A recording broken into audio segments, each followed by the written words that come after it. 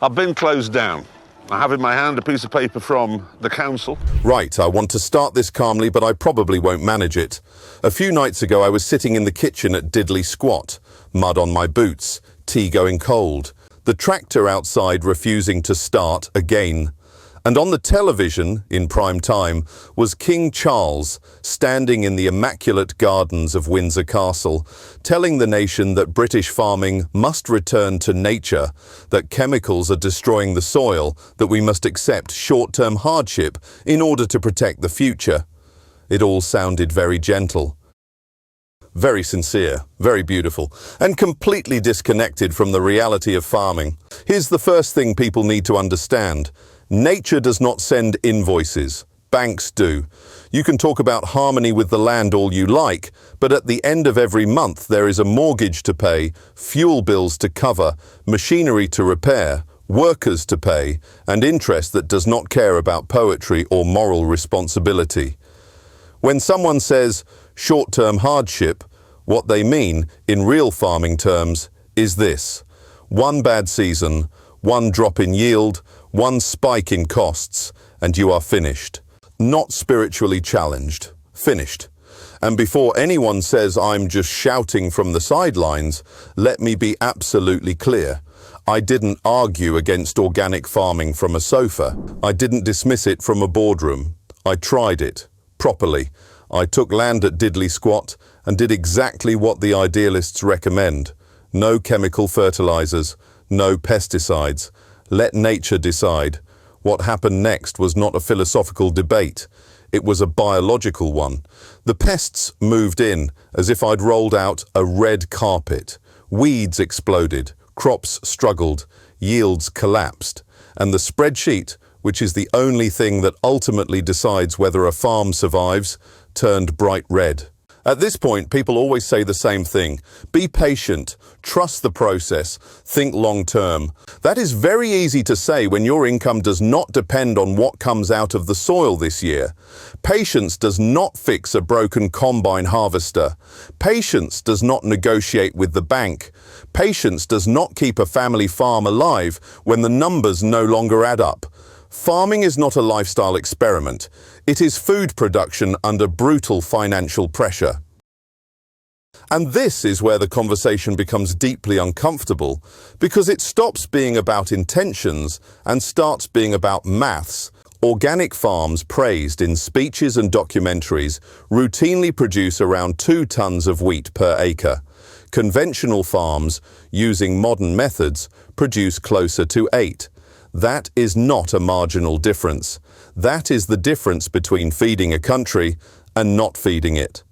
If Britain were to switch wholesale to the model being promoted so enthusiastically from palaces and podiums, national food output would collapse. And when that happens, the food does not magically appear anyway. It is imported at higher cost from countries with lower standards. While British farmers go bankrupt, this is not an attack on the environment. I live in it, I work in it, I depend on it. This is an attack on the fantasy that you can ignore economic reality and somehow still keep farms running, because sustainability is not just about soil and insects and biodiversity, it is also about money. A bankrupt farm is not sustainable. A farmer forced off the land cannot protect anything. And yet the people shaping this debate rarely have to live with those consequences themselves. So when I hear lectures about moral responsibility delivered from places where there is no mortgage, no risk, no pressure to turn a profit, I bristle. Not because the speaker is wrong to care about the planet, but because caring without consequence is easy. Real farming is not easy. It is unforgiving. And it does not bend to good intentions. That is the reality I want people to understand before we go any further. Now, this is where things stop being theoretical and start becoming dangerous. Because once ideas like this leave television studios and palace gardens, they don't stay as opinions. They turn into policy, rules, regulations, targets. And those rules are written by people who do not have to live under them. That is the part nobody likes to talk about. out, modern agricultural policy is not written on farms. It is written in offices by people who will never stand in a field at 6 in the morning, wondering whether the crop they planted is going to cover the loan they took out to plant it. When they say farmers must transition, what they mean is that farmers must absorb the cost. When they say there will be support, what they usually mean is paperwork, delays, and subsidies that never quite match the losses. The risk is entirely one-sided. If the policy fails, the farmer loses the farm. The policymaker keeps their job, and the consequences of this are not abstract. They move fast. If you force yields down, food does not become scarce in theory. It becomes scarce on shelves. Prices rise, imports increase, and suddenly a country that used to feed itself is dependent on other nations for its basic survival. That is not environmental leadership. That is strategic weakness. You are exporting production, exporting emissions, and importing risk, all while congratulating yourself for being morally enlightened. This is the part the speeches never include. Imported food does not come from fairy tale farms. It comes from places using chemicals Britain has banned, labour standards Britain would not tolerate, and transport systems that burn enormous amounts of fuel. So the planet does not get cleaner. It just gets dirtier somewhere else. Meanwhile, British farmers, who actually care about their land because they intend to pass it on to their children, are driven out of business. And once farmers are gone, the land does not magically revert to some ecological paradise. It gets sold, often to investment funds, sometimes to developers. Sometimes it simply stops being productive. The countryside becomes an asset, not a livelihood. And at that point, you haven't saved nature. You've dismantled an industry that took centuries to build. This is why farmers are angry. Not confused, not ignorant, angry. Because they can see the end of the road. They are being told to accept lower yields, higher costs, more regulation, and greater uncertainty, all in the name of a future that does not include them. The people making these decisions talk about generations to come, while quietly destroying the current one. And let's be honest about something else. This debate is not really about farming methods. It is about who gets to decide how the country is run, people who live with the consequences or people who speak in ideals. It is about whether lived experience matters more than well-phrased intentions. Because from where I'm standing, the people closest to the problem are the ones being ignored. Every farmer I speak to says the same thing in different words. They are not against change. They are against suicide. They want to improve soil, reduce waste, protect wildlife, and still be able to pay their bills. That is not extremism, that is survival. But the current direction of travel leaves no room for balance. It demands compliance, not cooperation. And this is where the country splits. Urban voices applaud. Rural communities panic. One side hears virtue. The other hears a death sentence, and instead of slowing down, instead of listening, the system doubles down. More targets, more deadlines, more rules written by people who will never face the consequences if they are wrong. At that point, farming stops being a partnership between people and land and becomes a political experiment conducted on someone else's livelihood. And history tells us how those experiments usually end, not with harmony, but with shortages, resentment, and collapse. So where does that leave us? Because by this point, it should be obvious that this is not a simple argument between good and bad, or right and wrong. It is something far more uncomfortable than that. It is a clash between two worlds that barely understand each other. One world speaks in ideals, visions, and moral language. The other speaks in costs, yields, weather, and survival. And the tragedy is that both believe they are acting responsibly.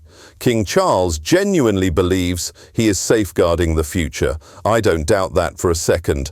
He has spent decades talking about soil health, biodiversity, and the damage caused by careless industrial practices. From his perspective, farming is not just about output. It is a moral duty to the planet and to generations yet to come. And I understand that view. Anyone who works the land understands that it cannot be abused forever. But here is the part that never seems to land. A future without farmers is not a future worth planning for. You cannot save the countryside by removing the people who actually live in it. You cannot protect food security by making food production financially impossible. And you cannot build sustainability on a foundation that collapses the moment subsidies end or policies change. From where I stand, the problem is not environmental concern. The problem is distance. Distance from risk, distance from consequence, distance from the reality that if this year goes wrong, there may not be a next year. When you remove that pressure, ideas feel lighter, nobler, easier. When you live under that pressure, every decision is weighed not against philosophy, but against survival.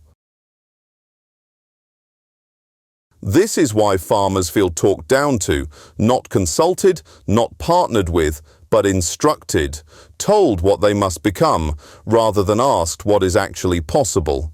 The language is always the same. Be brave, be bold, accept sacrifice. And yet the sacrifice is always someone else's livelihood, never the speaker's. I've said it before and I'll say it again. Sustainability is not just environmental, it is economic.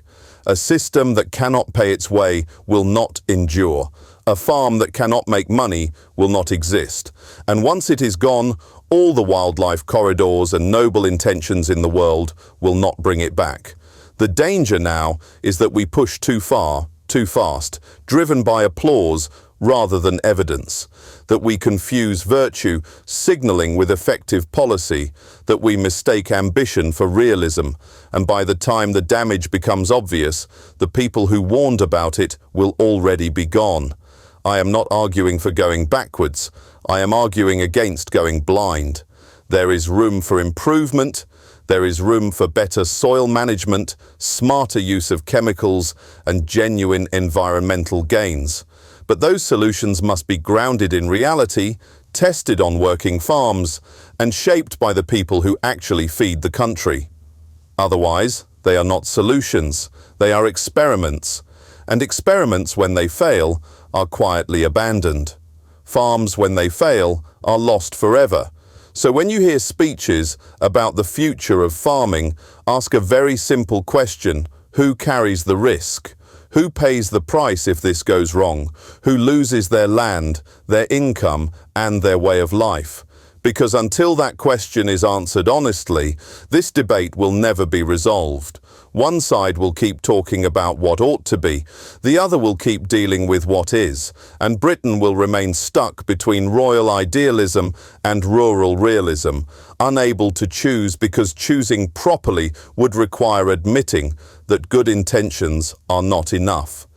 Maybe the future of British agriculture does require greener thinking, but it also requires hard-headed honesty about money, about maths, about limits, because the land does not respond to speeches, and neither do banks. And that, in the end, is the part everyone keeps forgetting.